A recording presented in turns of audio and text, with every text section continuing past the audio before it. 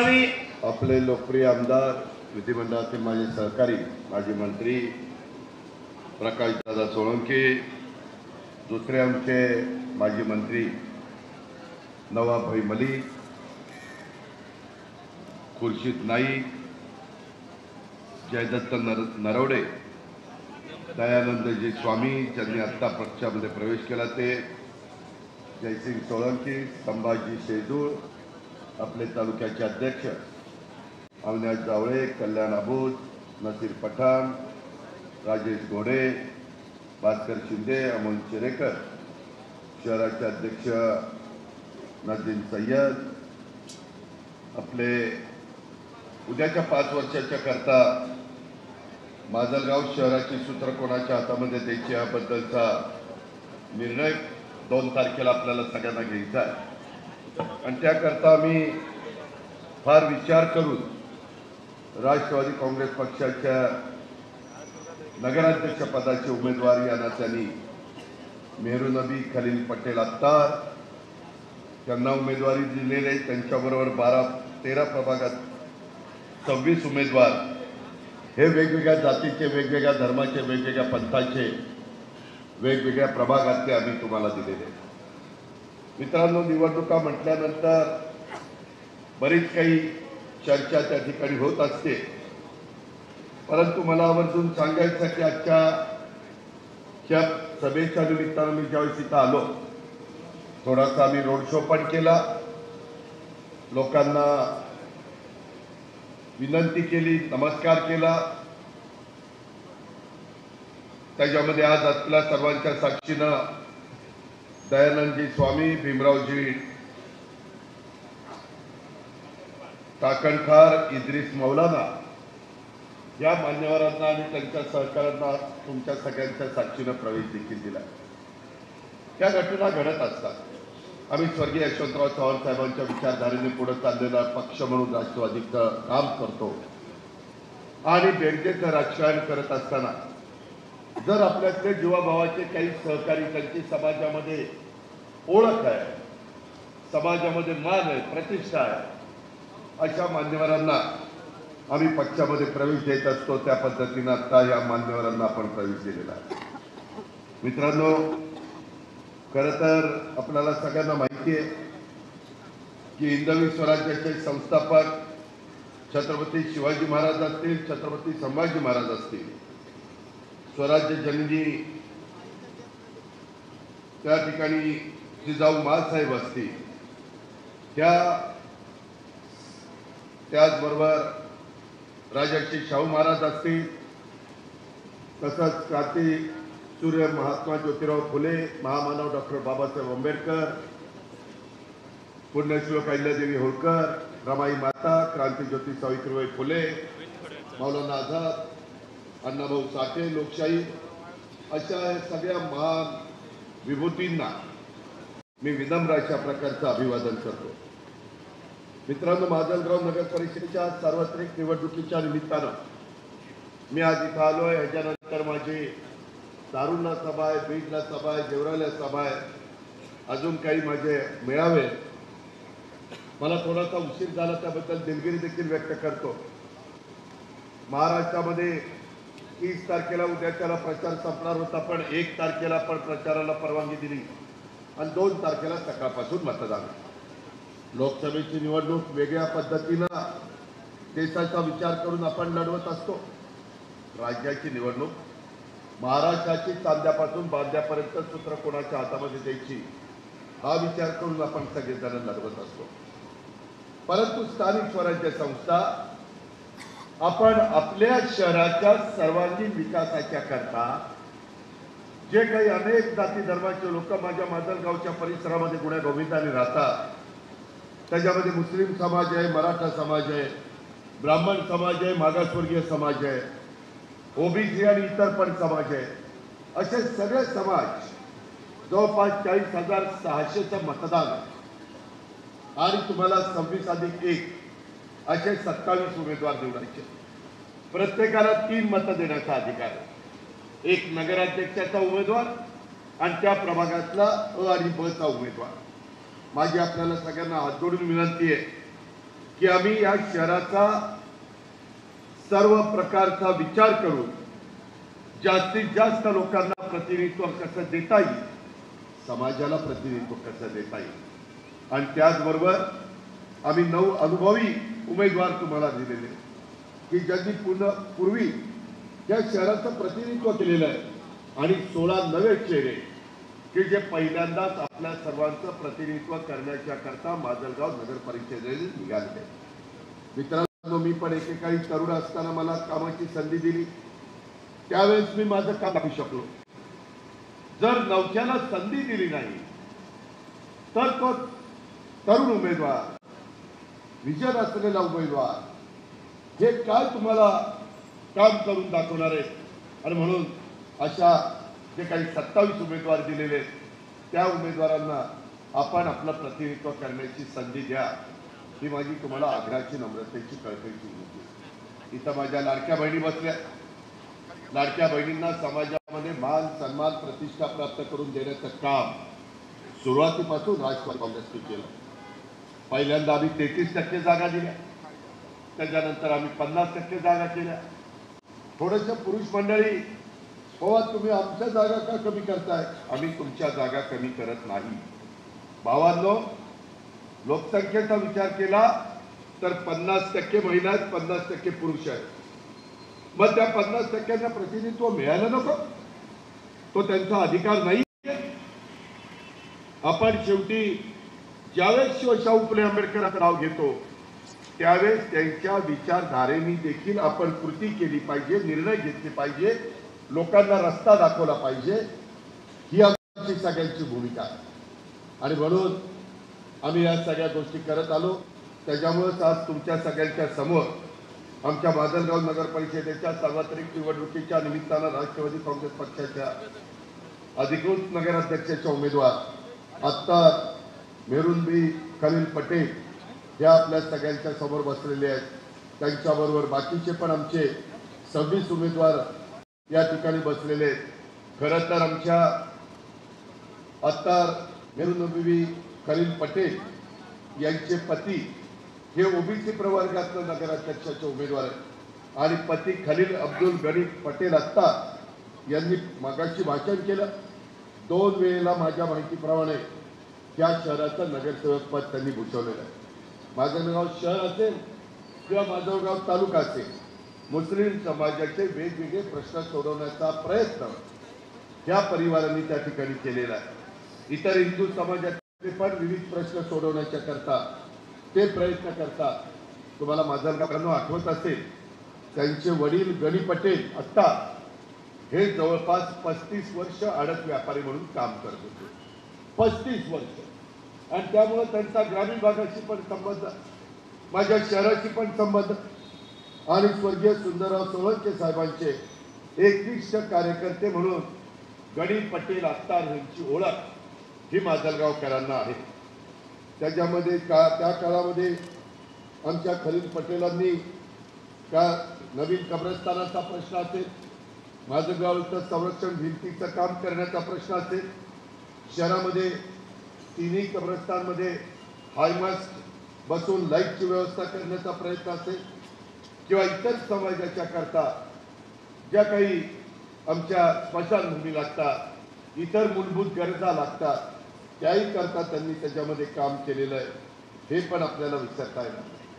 आणि म्हणून अशा पद्धतीचा उमेदवार आम्ही दिलेला आहे. आम्ही कुठलाही चुकीचं काम करणारे उमेदवार दिलेले नाही. मित्रांनो, आता काही मी सांगितलं, मला माजलगावकरांना तुम्हाला सगळ्यांना सांगायचं, मी तुमच्या समोर उभा आहे. तुम्ही बारामतीमध्ये या, तुमचे पाहुणे रावळे कोणतरी मित्रपरिवार असेल, सकाळी 5 वाजता माझ्याकडं स्वच्छता दूत आमचे जे काही झाडलोट करणारे लोक आहेत ते 5 वाजता उठून माझं शहर स्वच्छ करतात. 7 वाजेपर्यंत वाहनं रस्त्यावर येईपर्यंत जवळपास शहर स्वच्छ झालेलं असतं. मी बघतो काय काय शहरातला बकालपणा, मी बघतो तिथलं अस्वच्छता, तिथला कचरा. आत्ता देखील मी माझ्या गावकरांना अभिवादन करत होतो, आवाहन करत होतो, त्यांना नमस्कार करत होतो. त्यांना विनंती करत होतो। त्यावेळेस येताना काय दिसलं, कसा कचरा असतो आपल्या माजलगाव शहरामध्ये राहत असताना तुम्हाला असं वाटत नाही की आपलं शहर स्वच्छ असावं, इथं डासांचा प्रादुर्भाव नसावा? आपल्या विषयाशी माजलगाव धरण आहे। अशा फार कमी वेळेला पाहायला मिळतं की शहर एखादं मोठं आहे आणि त्याच्या उशाला धरण आहे। आपल्या संभाजीनगरला पण नाथसागर तसं बघितलं तर जवळच आहे, तुम्ही नशिबान, पण त्याचा फायदा उठवा ना। त्यामध्ये झाडं लावली पाहिजे, त्याच्यामध्ये स्वच्छता ठेवली पाहिजे, सरकारने दिलेला निधी योग्य पद्धतीने वापरला पाहिजे। आपल्या एक्सिस्टंटची दुरावस्था, त्याकरता परिवहन खात्याशी चर्चा करून मार्ग काढायचा प्रयत्न प्रकाशदादा करतायत। माझ्याकडे 1-2 मीटिंग झाल्या। उद्याच्याला स्थानिक स्वराज्य संस्थांच्या निवडणुका संपल्यानंतर पुन्हा त्या कामाला आम्ही लागणार आहे, कारण विधानसभेच्या निवडणुकीच्या निमित्तानं तुम्ही प्रकाशदादांना पुन्हा एकदा संधी देण्याचं काम केलेलं आहे। त्याबद्दल माजलगावकरांना मनापासून धन्यवाद देतो, मनापासून आभार मानतो। तुम्ही तुमची जबाबदारी पार पाडली, आता जबाबदारी आमची आहे। आता मला कारण सांगून चालणार नाही। मी आता तुमच्या जिल्ह्याचा सुदैवाने पालकमंत्री झालो। इथली कामाची पद्धत पश्चिम महाराष्ट्राच्या तुलनेमध्ये फार वेगळी आहे। त्याच्या खोलामध्ये मी जातोय, जे चुका करतील त्यांच्यावर कारवाई होणार, त्याच्याबद्दलचे काही पुरावे आम्हाला मिळालेले आहेत। मित्रांनो, मी मागे देखील कुठं बोलत असताना सांगितलं, अहो काही इथली चित्रबाई एवढी पोचली, एवढे विकृत लोक काही आहेत की सरळ माझ्या लेटर पॅडवर वेगवेगळे विकासाच्या कामाची नावं टाकून माझी सही करायला देखील ती पट्ट्या कमी पडला। असलं कुठं असतं का? पोलिसांच्याकडे एसपीला सांगितलं त्याला आता चांगला जाम कर, हे असं नाही वागलं पाहिजे। अरे, घटनेचे शिल्पकार डॉक्टर बाबासाहेब आंबेडकरांनी तुम्हाला मला संविधान दिलंय, त्या संविधानाचा आदर करा ना। जगातलं सर्वोत्कृष्ट संविधान म्हणून परवा 26 तारखेला दरवर्षी 26 नोव्हेंबरला आपण संविधान दिन साजरा करतो। तो कशा करता करतो? इथं भेदभाव नसतो, श्रीमंत गरीब अशा पद्धतीनं कुठेही बोललं जात नाही। आणि मग असं असताना काही लोक असं धाडस कसं करतात, आणि ते पण माझ्याबाबत लस कधी पुढचा निघाला। या पण गोष्टीचा आपण विचार केला पाहिजे। मी डीपीसीचा निधी हा वेगवेगळ्या तालुक्याला देतो। माजलगाव शहर, माजलगाव तालुका, धारूर तालुका हे देखील महत्वाचा भाग आहे। त्यांनाही अनेक प्रकारे मी आमदारांना निधी देतो। उपकार करत नाही, ती माझी जबाबदारी आहे। त्या जबाबदारीचं भान ठेवून आम्ही ते काम करत असतो।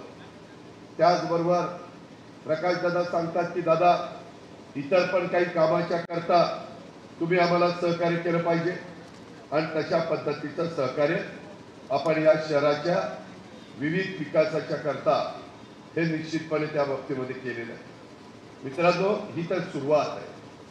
मला आपल्याला सगळ्यांना सांगायचं आहे, सत्तेमध्ये राहून प्रभावीपणे काम करता येतं, हा आमचा सगळ्यांचा अनुभव आहे।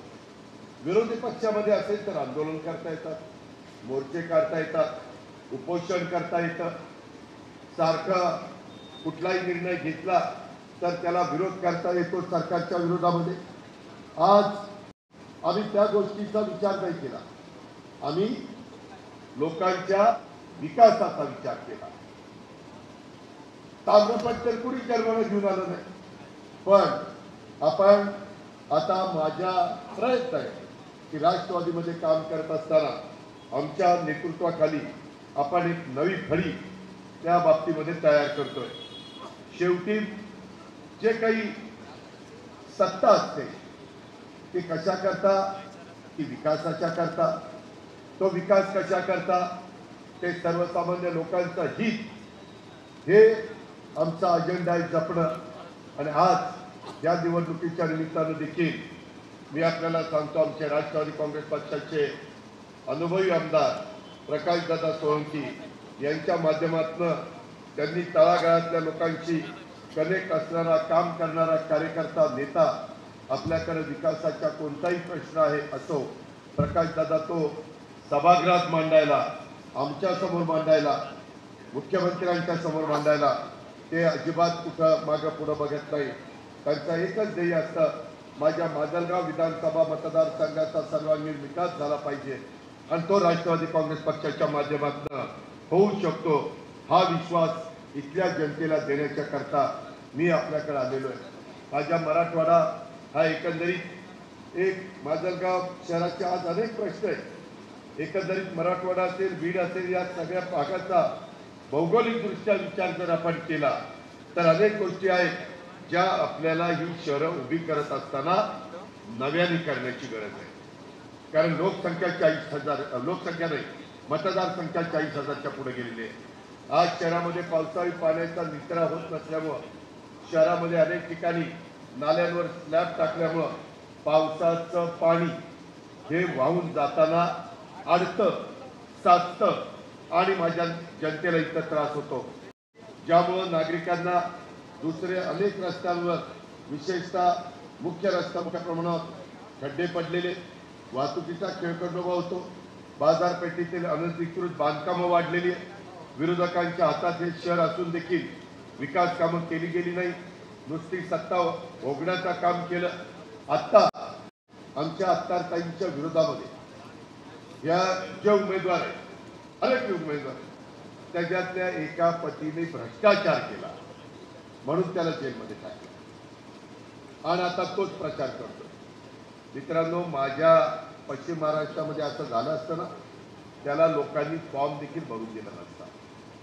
आम्ही का पुढं चाललेलो आहे? आम्ही चुकीच्या लोकांच्या पाठीशी राहत नाही. तुमच्या समोर बोलणारा अजित पवार 8 वेळेला आमदार झाला, सतत वेगवेगळ्या लाटा आल्या गेल्या ना, कितीतरी लाटा आल्या. मी 90 पासून प्रतिनिधित्व करतोय. कधी इंदिराजींची लाट आली, कधी जनता पक्षाची लाट आली, कधी आणखी वेगवेगळ्या कुठल्या मान्यवरांच्या लाटा आल्या, नेत्यांच्या लाटा आल्या, परंतु आम्ही डबुगलो नाही. नेहमी लाखाच्या पुढे निवडून येणारा मी कार्यकर्ता. कशामुळं? माझी नाळ डायरेक्ट लोकांशी जोडली गेलेली आहे. मी लोकांशी कनेक्टेड आहे आणि मिळालेले पैसे जेवढे मिळतील ते आपल्या भारत सरकारकडनं मिळो, राज्य सरकारकडनं मिळो, जिल्हा वार्षिक योजनेतनं मिळो. अलीकडे आम्ही CSR बंद देखील आणतो, कारण 35 वर्षाच्या राजकीय जीवनामध्ये अनेकांच्या ओळखी झालेल्या आहेत. त्या उद्योगपतींना मी विनंती करतो की दे बाबा, चांगलं काम आहे, तुला काय कुठल्या कामात आवड आहे? आरोग्याच्या, चल आरोग्याच्या ह्या कामाच्या करता आम्हाला इथं मदत कर. तुला कुठल्या कामात आवड आहे? शिक्षणाच्या, तू शिक्षणाच्या करता तुझा CSRचा निधी आम्हाला दे. तुला कशामध्ये आवड आहे? उद्यानं बनवण्यात, हिरवळ निर्माण करण्यात, त्याच्याकरता आम्हाला तू निधी दे, आम्ही ते करून दाखवतो. या पद्धतीनं माजलगावकरांनो निधी आणता येतो. आपण विचार करा, केंद्रात NDAचं सरकार आहे, आम्ही त्या सरकारचे बरोबर आहोत. राज्यात महायुतीचं सरकार आहे, आम्ही त्या सरकारमध्ये आहोत. त्याच्यामध्ये मी पण उपमुख्यमंत्री आहे, मी तुमचा पालकमंत्री आहे, त्याचबरोबर आमदार आपल्या विचारात आहे आणि त्यामुळे योग जुळून आलेला आहे. आज तुम्ही जर दुसरा कुणाचा विचार केला तर ते म्हणतील, राव तुम्ही आम्हाला निवडून दिलं पण आमचं वर चालतच नाही, आमचं कुणी ऐकतच नाही. तसं आमच्या ह्या ताई म्हणणार आहे का? ताई प्रकाशदादांकडे जातील, त्यांच्या पतीला सांगतील, वेळ पडली तर अजित पवार पालकमंत्री म्हणून दर महिन्याला येतो, त्या तिथे येऊन मला भेटतील, किंवा मुंबईला त्यांचे पती त्या ठिकाणी येऊन मला सांगतील, खलील अब्दुल गनी पटेल. आता हे करू शकतो ना आपण, आणि आम्ही काम करणारी माणसं आहे. आम्ही बिनकामाची माणसं नाही, आम्ही विकास करणारी माणसं आहे. मी माझ्या भागामध्ये विकास चांगला केला आहे. माझ्या जिल्ह्यातलं पिंपरी चिंचवड सारखं मोठं शहर, त्याचा चेहरामोहरा बदलण्याचं काम आम्ही केलं. कितीतरी माझे बीडकर आणि माजलगावकर तिथं आहे, विचारतात ना, काही वर्षापूर्वी शहर कसं होतं ना आता कसं आहे. या पद्धतीनं आम्हाला अनुभव आहे. आमच्या केंद्रामध्ये अनेक मंत्र्यांची, पंतप्रधानांची आणि अमित शहाची, नितीन गडकरींची, वैष्णवी साहेब रेल्वे मंत्री, त्याचा उल्लेख आता प्रकाशदादांनी केला. किती वर्ष रेल्वे चालली होती, कितीतरी खासदार झाले. मला निवडून द्या, मी अहिल्यानगर टू बीड रेल्वे करतो. झाली रेल्वे. आम्ही आल्यानंतर मित्रांनो मी त्याच्यामध्ये माहिती घेतली. केंद्र सरकार जेवढे पैसे देतं तेवढे राज्य सरकारने पैसे द्यायचे असतात. केंद्राचे पैसे आलेले होते. मी राज्याच्या अधिकाऱ्यांना विचारलं आपले किती पैसे द्यायचे. ते म्हणले 150 कोटी. ताबडतोब आपण 150 कोटी देऊन टाकले. त्यांना म्हणलं आता काम जोरात सुरू करा. 6 महिन्याच्या आत रेल्वे चालू करा. आताही रेल्वे ही इलेक्ट्रिकवर नाहीये, परंतु लवकरच त्याचं इलेक्ट्रिकवर चालणारी करणार आहे. त्याच्यावर 2 तास अजून तुमचे वाचणार आहेत. इथपर्यंत थांबणार नाही. ती परळीला नेणार आहे. तिकडं पुण्याला हडपसरला नवीन स्टेशन आम्ही केलंय. ते सुरू झाल्यावर तिकडे पण नेणार. कनेक्टिव्हिटी माझ्या लोकांना दिली पाहिजे. विमानतळ नाही, कुणी लक्ष दिलं नाही. आता विमानतळाच्या करता सर्वेचं काम चाललंय. त्याला निधी देणार आहे. तुम्ही माजलगावकर म्हणाल आम्हाला काय विमानाचा फायदा आहे. तुम्हाला जरी नसला तर तुमच्या परिसराला आहे. कसा उद्याच्याला त्या विमानातनं एखाद्या उद्योगपतीला यायचं. आता उद्योगपतींकडे खूप विमान आहेत, खूप हेलिकॉप्टर आहेत. जास्त करून ते त्यांचा प्रवास विमानाने करतात. आता मी सकाळी पुण्यावरून इकडे आलो संभाजीनगरला, तेव्हा एका उद्योगपतीचं विमान लागलं होतं. तो सहज तिथं भेटला विमानतळावर. म्हणलं कुठे चालला. म्हणला लंडनला. स्वतःचं विमान घेऊन लंडनला लोक जातात. आपलं बीड राहिले तसंच. त्याच्याकरता आपण विमानतळ करतो का, तर उद्याच्याला त्या उद्योगपतीला जायला यायला सोयीचं झालं तर तो 100-500 कोटी, 1000, 2000, 5000 कोटीची गुंतवणूक करेल. माझ्या बीडच्या माजलगावच्या मुलाला मुलीला रोजगार निर्माण होईल, ज्याचा उल्लेख मगाशी प्रकाशदादांनी केला. CIIT काय CIIT त्याचा भूमिपूजन मध्ये बीडला केलं. 200 कोटीचा प्रकल्प आहे. कुशल कामगार लोकांना पाहिजे. त्याच्यामध्ये नुसतंच बाबा 12वी शिकलेले मुलं मुली त्यांना चालत नाही.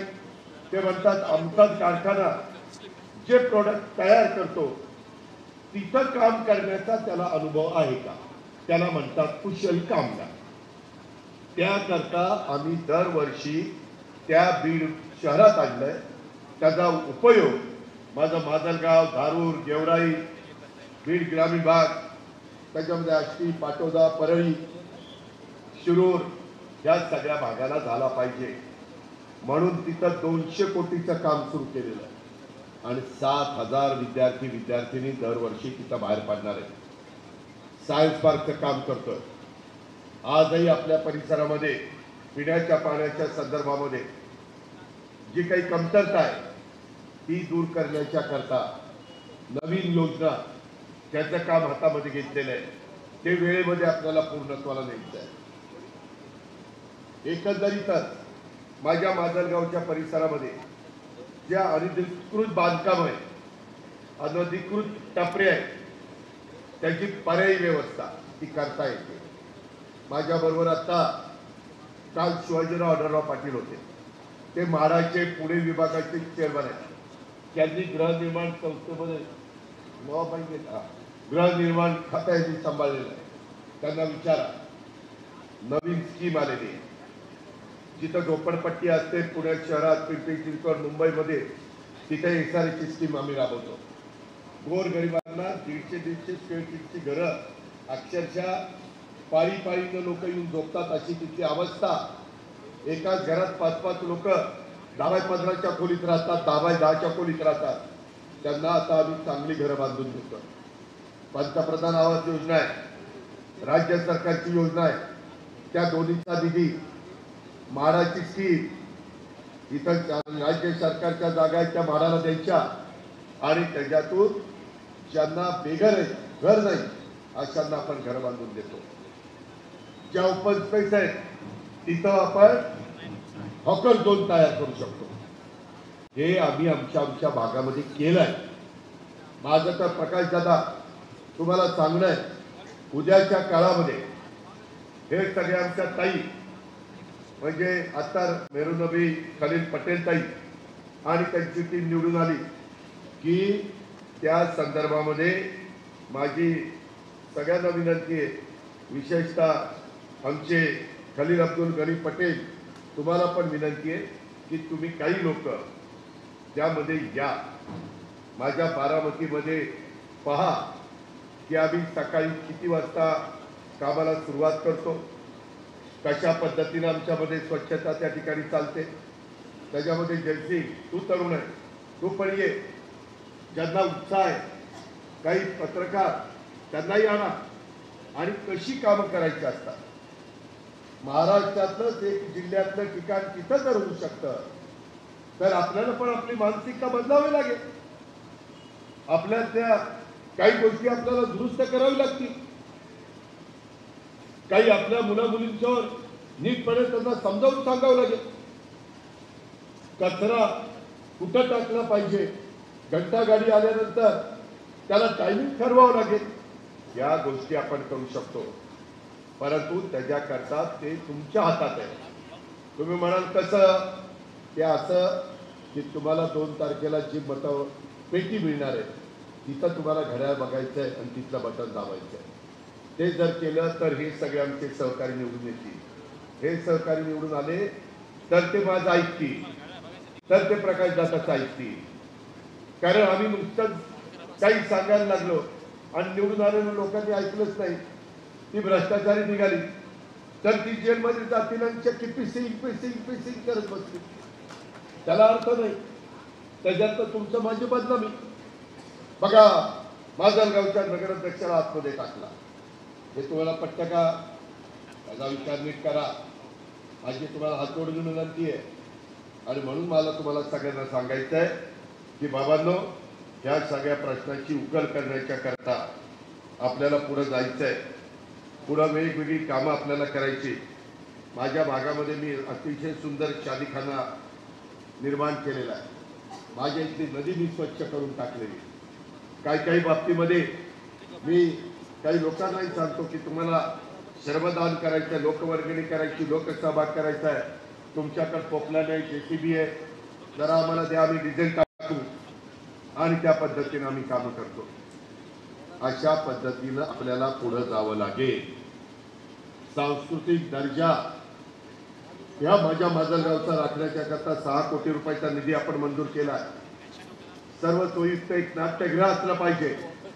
उद्याच्याला चांगलं नाटक आलं, चांगले कुणी वक्ते आले, त्यांचे तुम्हाला विचार ऐकायचे, काही तुम्हाला चांगले कार्यक्रम द्यायचे, तर त्याची समाजाला गरज आहे. हे काम आपण त्या ठिकाणी करायचं आहे. शासकीय जमिनीवर अतिक्रमण धारक आणि भोगवटा धारक यांचं अतिक्रमण नियमित करून देण्याच्या करता आणि सगळ्यांना घर देण्याच्या करता आपल्याला प्रयत्न करायचा आहे. मित्रांनो, एकंदरीतच मला तुम्हाला सांगायचं आहे, आपला माजलगावचा बायपास नजीक 1 एकर जागेत उद्यानासाठी आत्ताच मी 1 कोटी रुपयाचा निधी आमच्या प्रकाशदादा सोळंकींच्या आग्रहाखातर मंजूर केलेला आहे. तालुका क्रीडा संकुल काम आपलं प्रगतीपथावर आहे.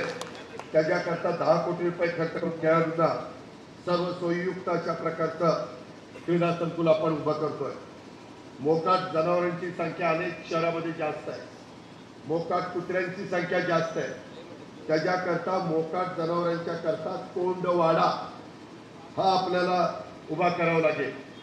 मी बारामतीमध्ये माझ्या इथं पण असे मोकाट जनावर फिरवायची, गाढवं फिरायची, गाई, त्याच्यामध्ये बैल, आमच्या इथं कटाळ्या म्हणतात, कटाळ्या तुमच्याकडे काय म्हणतात माहिती, पण ते वाळून टाकलेल्या कटाळ्या असले सगळे फिरायचे. आम्ही त्यांना पकडलं, कोंडवाड्यात टाकलं. जो मालक होता त्याला 10,000 रुपये दंड लावला आणि घेऊन जाऊन सांगितलं. आपोआप आता जनावरं मोकाट फिरायची बंद झालेली आहे.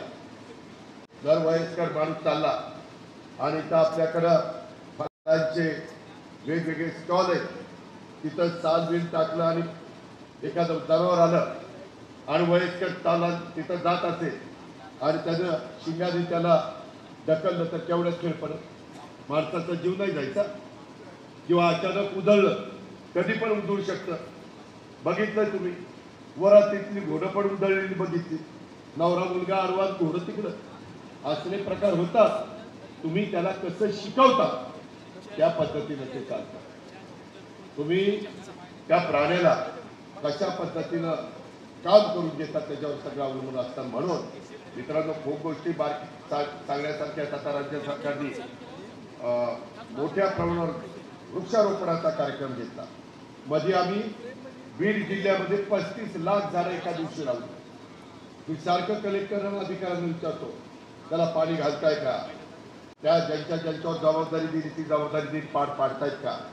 मित्रांनो, नुसतं झाड लावून चालत नाही, ते 4-5 वर्ष जगवावं लागतं, तेव्हा ते तुम्हाला सावली देते आणि तेव्हा तो तुम्हाला प्राणवायू म्हणजेच ऑक्सिजन देतो.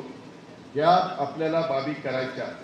माझी तुम्हाला विनंती आहे, वेगवेगळी लोक तुम्हाला जे सांगायला येतील ना, फक्त त्याला विचारायचं, तुझं शहर कुठलं बाबा, ती सांगायला आमचं. तुझ्या शहरात स्वच्छता आहे का, तू कुठल्या तोंडाने आम्हाला सांगायला यायला आहे, पहिले तुझं शहर साफ कर.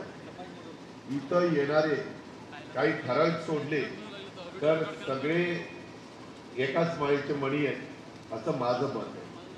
तपासात तो तुमचा अधिकार आहे.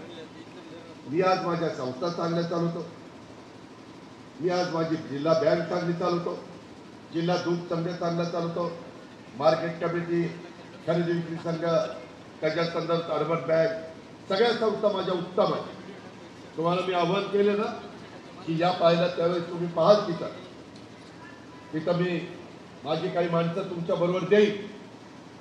आणि आता बारामतीकरांना पण ती सवय लागली, एखादा कागद पडला असला की तिथं डस्टबिन आहे, माणूस पण ती कागद उचलतो डस्टबिन मध्ये टाकतो. जसं आपली लोक परदेशात गेल्यानंतर ज्यांची ऐपत आहे ते विमानात उतरले की पहिलं जात असताना त्यांनी काही खाल्लं, बिस्किट किंवा काही चॉकलेट, जर कागद तिथं टाकत नाही, खिशात ठेवतात. कारण त्याला माहिती इथं टाकलं की जेलमध्ये टाकलं. आणि कुणी फोन करायला नाही, कुठल्या मंत्र्याचा फोन चालणार नाही, आमदाराचा नाही, खासदाराचा नाही, कुठल्याच बाचा काही फोन तिथं चालणार नाही, सुतासारखी सरळ होतात. पण तिथून आपल्या भारतात आले आणि विमानातून उतरले, जाता जाता केळ खाल्लं की सांगतीला टाकलं, कुणी आपटा नाहीतर तिथं काय करा. ही जी काही आपली वृत्ती आहे ती वृत्ती आपण बदलली पाहिजे. ते होऊ शकतात. तुम्ही लहानपणापासून तुमच्या मुलांच्यावर मुलींच्यावर ज्या शाळेमध्ये घालतात तिथं कसे संस्कार होतात त्याच्यावर तो मुलगा ते शिकत असतो. या प्रकारे बाबांनो, आपल्याला सगळ्यांना जायचं आहे. आपल्याला तिथं देखील सिंदफणा नदीवर संरक्षण भिंत, घाट, काही शहरांमध्ये अतिशय सुंदर घाट केलेले, तिथं गार्डन, सिंदफणा पूल ते आंबेडकर नगर रस्ता हा त्या ठिकाणी आपल्याला करायचा आहे. ते काम प्रगतीपथावर आहे. या कामाच्यासाठी 20 कोटी रुपये निधी आपण मंजूर केलेला आहे. सांडपाण्यावर प्रक्रिया करण्याचा उल्लेख, त्याला एसटीपी म्हणतात, सिवेज ट्रीटमेंट प्लांट, 250 कोटी रुपयाचा प्रस्ताव प्रकाश दादांनी त्या भागामध्ये स्वच्छता राहावी, त्या भागामध्ये डासांचा प्रादुर्भाव होऊ नये. अरे जरा खाली बसताना माझ्या लाडक्या बहिणीला दिसना, तुमच्या पाठीत डोकी बघायला आलेत का ते असं आले. ए कॅमेरावाला इकडे, इथं ये, इथनं जवळ नका फोटो माझा. काय कारण काय मला तर काही कळतच नाही. का ओरडायला लावता. पुन्हा तेवढंच टीव्हीवाले अजित दादा भडकले, लोकांना असं म्हणले. अरे माझ्या लाडक्या बहिणी माझं भाषण ऐकायला आल्या का यांच्या पाठी बघायला आल्या. येडं का खुळं कुणाला माहिती. मित्रांनो, या पद्धतीनं आपल्याला पुढे जायचंय. मी खरंच तुम्हाला सांगतो, तुमचा उद्याच्या 5 वर्षाच्या करता, आणि ते मागाशी सांगायचं राहिलं, केंद्र सरकार अजून 4 वर्ष, राज्य सरकार 4 वर्ष, तुमची कारकीर्द 5 वर्षाची. त्याच्यामुळं आज मी तुमचा पालकमंत्री आहे. माझी पण मुदत मुख्यमंत्र्यांनी जर ठरवलं तर 5 वर्षाची. त्याच्यामुळं तुम्ही विचार करा की कोण आपल्या विकास कामाला मदत करणार आहे. कोण आमच्या अत्तार मेरून नबी खलील पटेल ताईंच्या प्रश्नाचा करता त्यांच्या पाठीशी उभं राहणार आहे. ह्या सगळ्याचा विचार आपण केल्यानंतर आपल्या सगळ्यांच्या लक्षात येईल. मित्रांनो, मी अनेक गोष्टी केलेल्या आहेत. त्याच्यामध्ये आपला जो बौद्ध समाज, शीख समाज, जैन समाज, पारसी, ख्रिश्चन, यहुदी, मुस्लिम हे सगळे अल्पसंख्याकामध्ये मोडतात.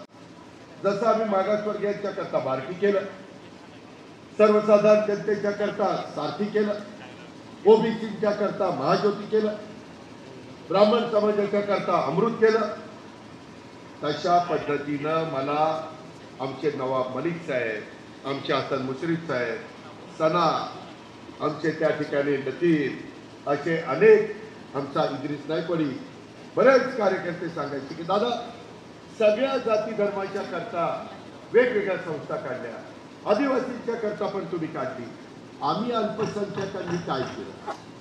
आमच्या मुलामुलींच्या करता तशी संस्था नको का? त्यांची मागणी बरोबर होती. मग आम्ही त्याकरता मार्टी ही संस्था स्थापन केली. आता राष्ट्रवादी काँग्रेस पक्षाकडे अल्पसंख्याक विभाग आहे, राष्ट्रवादी काँग्रेस पक्षाकडे अवकाश हे खातं आहे. त्याच्यामध्ये मौलाना आझाद महामंडळाचे चेअरमन आपले AR अंतुले साहेबांचे जावई मुश्ताक अंतुले साहेब आहेत. मी त्याच्यामध्ये 30 कोटी रुपयाचं जे भाग भांडवल होतं ते 500 कोटीपर्यंत त्या ठिकाणी नेलेलं आहे. अल्पसंख्याक विद्यार्थ्यांना उच्च शिक्षणासाठी सुधारित शिष्यवृत्ती योजना सुरू केली. ती पहिली 25,000 पर विद्यार्थी होते, ते आता 50,000पर्यंत वाढवले. इतरांच्या बरोबर म्हणजे इतर जे बारकी, आरती, महाज्योती, सारथी, अमृत त्याबरोबरीनं मध्ये मागाच्या आमच्या नवाबाईंनी सांगितलं तसं समाजाकडं कधी अडचण आली तर त्याच्यामधनं मार्ग काढण्याच्या करता आम्ही ताबडतोब लक्ष घालतो, मीटिंग घेतो, मार्ग काढतो. त्याच्यातून आंदोलनापर्यंतची वेळ येऊन देत नाही. महिला आर्थिक विकास महामंडळाच्या माध्यमातून 15 जिल्ह्यामध्ये महाराष्ट्राच्या अल्पसंख्याक महिलांच्या करता नवीन 2800 बचत गट आहेत. त्याला आपण प्रोत्साहन देतोय. ते काम आपल्या अदिती तटकरे, तिच्याकडे महिला बाल विकास खातं आहे, तिच्या हाताखाली येतं. डॉक्टर झाकीर हुसेन मदरसा आधुनिकीकरण, पूर्वी आपण प्रतिवर्षी 2 लाख रुपये द्यायचो, आता 2 लाखात भागत नाही. म्हणून डॉक्टर झाकीर हुसेन मदरसा आधुनिकीकरण करता 2 लाखाचे 10 लाख रुपये एवढी वाढ केलेली आहे.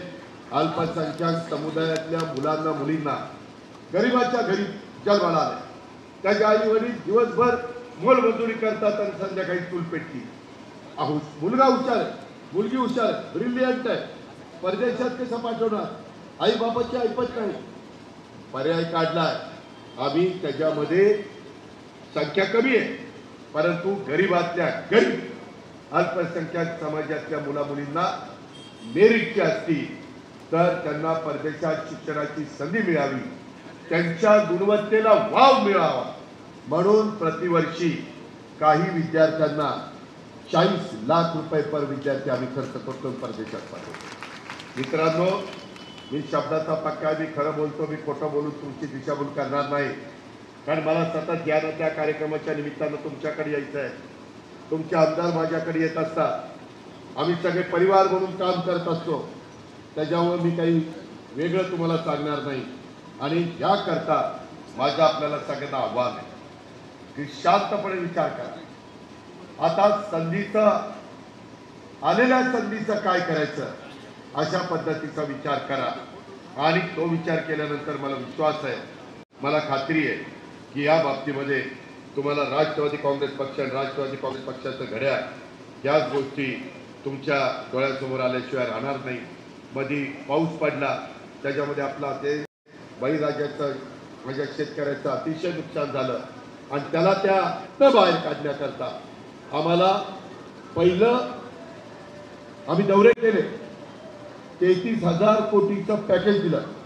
आणि दुसऱ्या वेळेस पुन्हा दिवाळीत पाऊस पडला, पुन्हा 11,000 कोटीचं पॅकेज दिलं.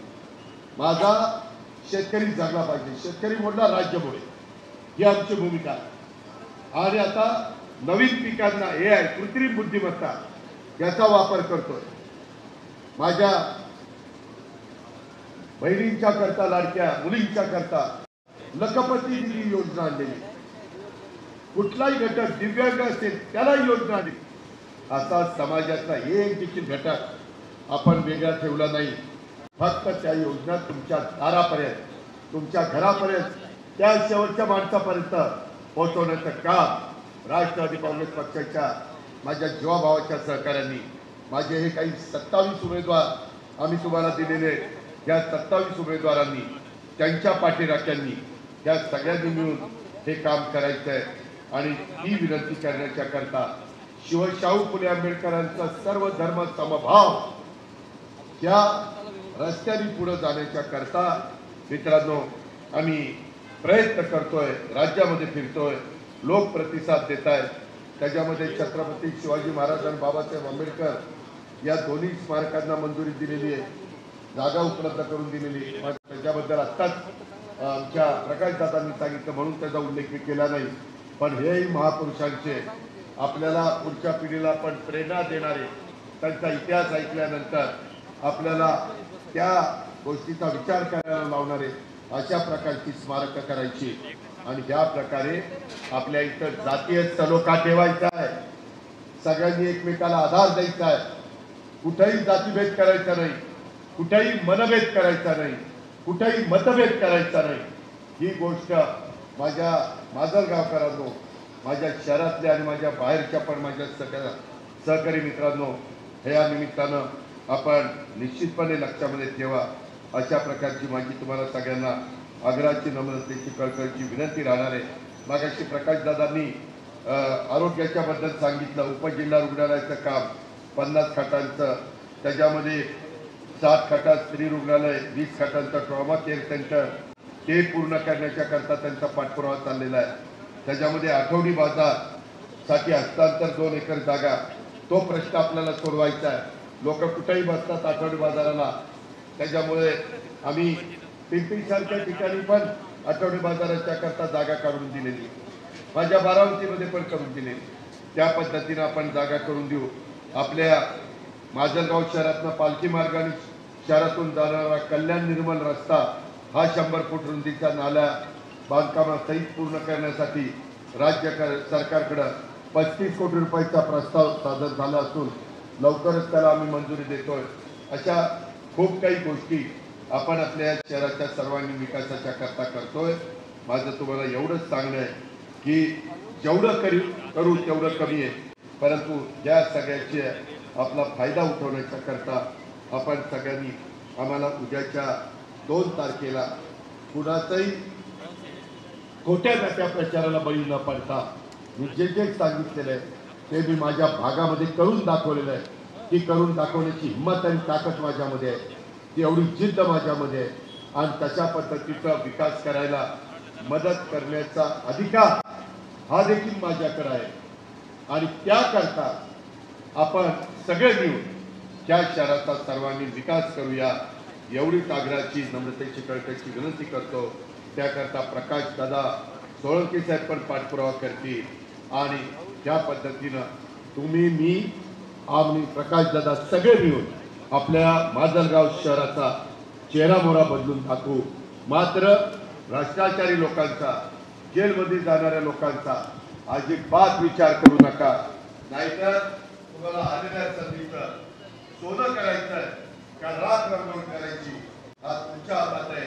आणि आज खूप लोकांनी जाहीरनामा आम्ही तुम्हाला दिलेला आहे, आणि हे जे काही आमचे 26 उमेदवार आहेत त्या सगळ्यांना मी तुम्हाला हेही सांगतो, आमच्या नेहरू नवीन पटेल असतात आणि त्याच्याबरोबरचे आमचे रेखा सरोदे, मधुकर मालती पाठक, नवनाथ गायकवाड, कलावती फडके, वैशाली शेट्टी, विजय शिंदे, राधिका गाडगे, दिनकर भोके, सुदामनी पोट, रेहनवी शेख, रत्नमाला साळवे, शेख इम्रान शेख बशीर, मनीषा रेदासनी, राहुल लंगडे, तांबोळी यास्मीन बेगम रफीक, शेख तौफिक सत्तार, कोमल प्रशांत वारकड, मतीन अहमद शेख, राज सय्यद अहमद बेलदार, पठाण नाजिया जुनेद खान, लताबाई अच्युतराव लाटे, शेख मजीद इब्राहिम,